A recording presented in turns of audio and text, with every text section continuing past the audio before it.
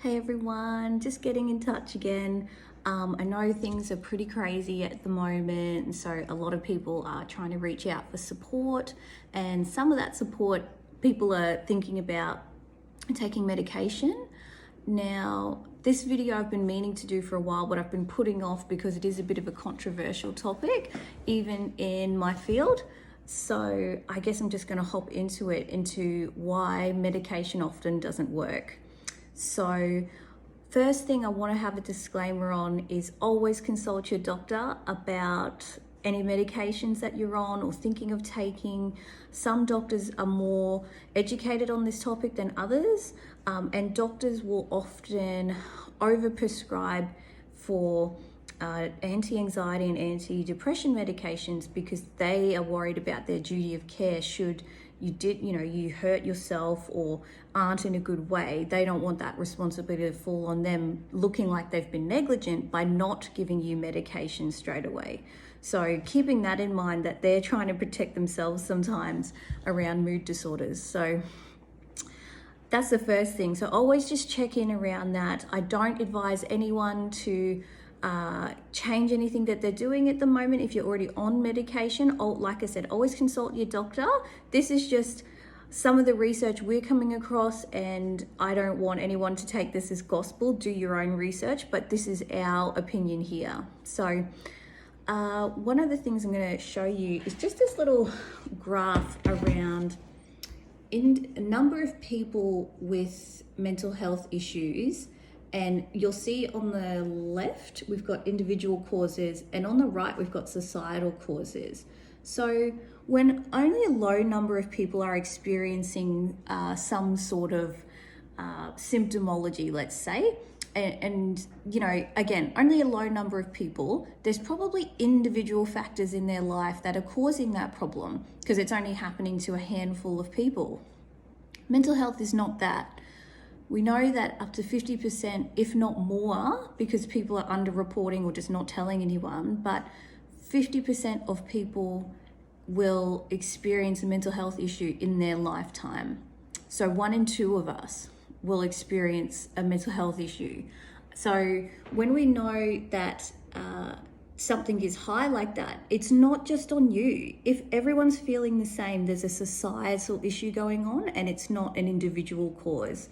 So, and that 1 in 2 number was before all of this crazy stuff going on at the moment.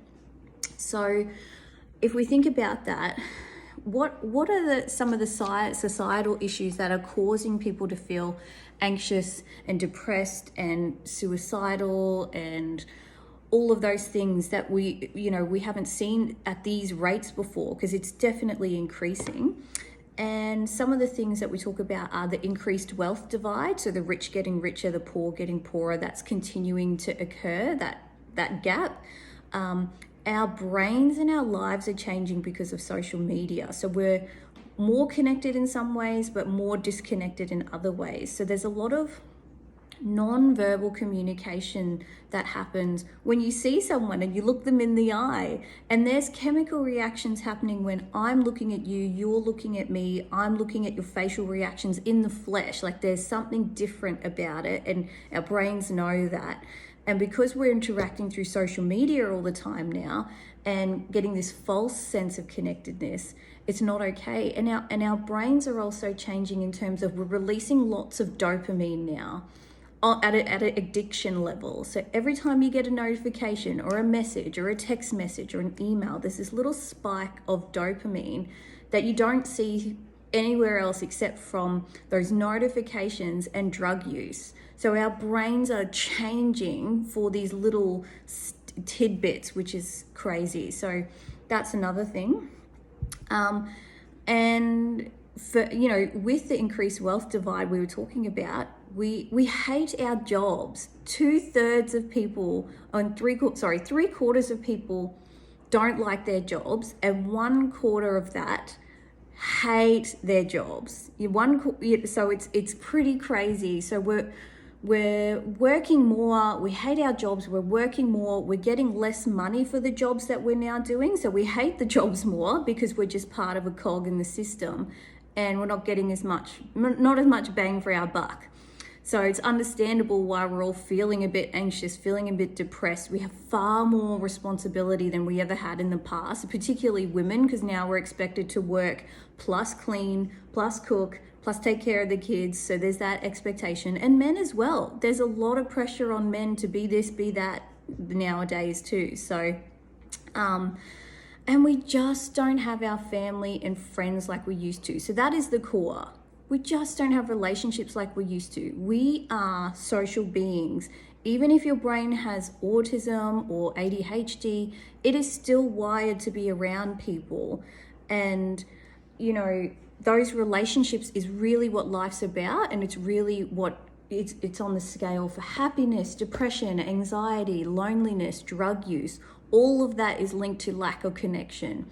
And we are more disconnected than we've ever been before. And if you think about, we used to have extended family and a lot more friends around. You had to communicate with your neighbors. And so what would happen when we used to live like we, you know, not even that long ago, I remember in my childhood it was like this, you know, there would be less of a tendency for trauma and abuse to happen, because if everyone was connected, if you saw your neighbors, if you saw their kids, that abuse couldn't occur as much because you would pick up on it and it was socially unacceptable. And things like loneliness, sadness, depression, because we were constantly being forced almost to interact with each other, people would check in with each other. They would know if somebody was off. They would check in and we would be connected and say, look, I'm going to help you with this. Even if we didn't have the words for it back then, a lot of people didn't use anxiety and depression even just 20 years ago, 30 years ago. They used other words. I'm off, I'm feeling weird, I'm not myself lately, blah, blah, blah.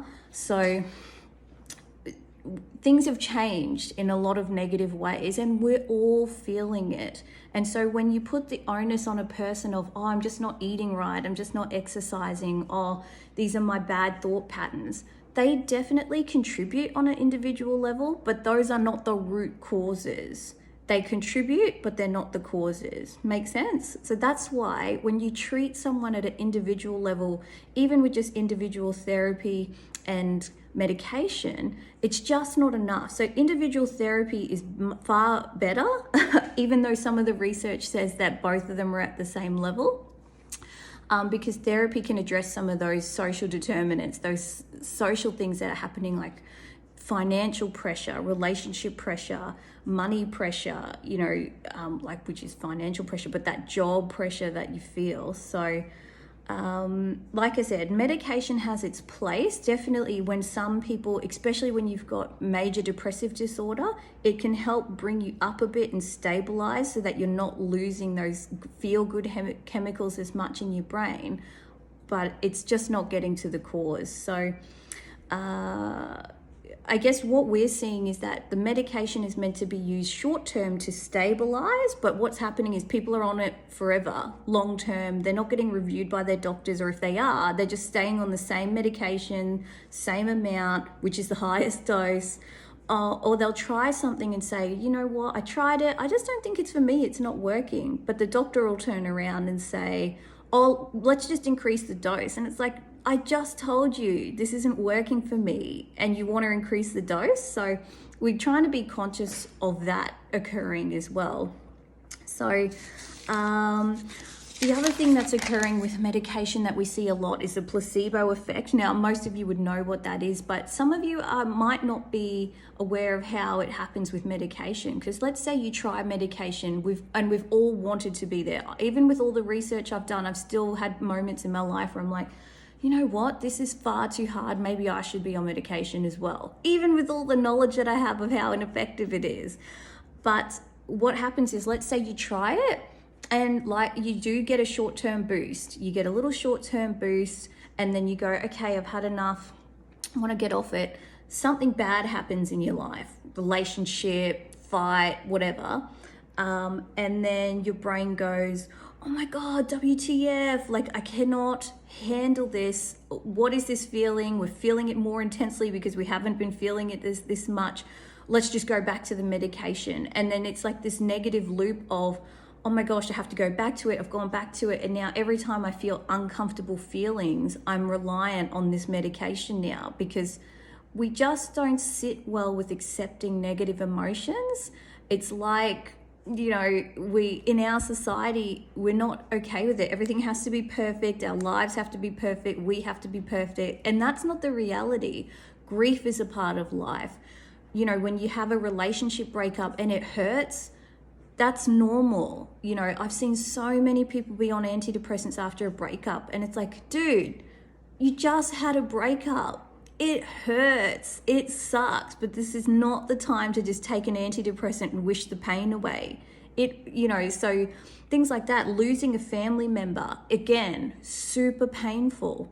Not a time to get medication. If you're still feeling depressed years after, like maybe that person passing was a trigger point for other things going on already, understandable. But if you're just taking it to get rid of grief, it's like taking a pill for climate change. It's like, I can do individual things and I might slightly feel a little bit better for a while, but it's not changing the fact that climate change is still happening. So I hope this all makes sense. I hope we can learn to accept those negative emotions and negative parts of life together and not run from it. Seek support, seek your family, you know, reconnect, go back to simplifying your life. And if anybody's interested, we are going to be doing a bit of a life reset course very soon. Otherwise, we've got a bunch of practitioners you can link in with that all understand these principles of why the medication works and the natural ways you can boost your mood.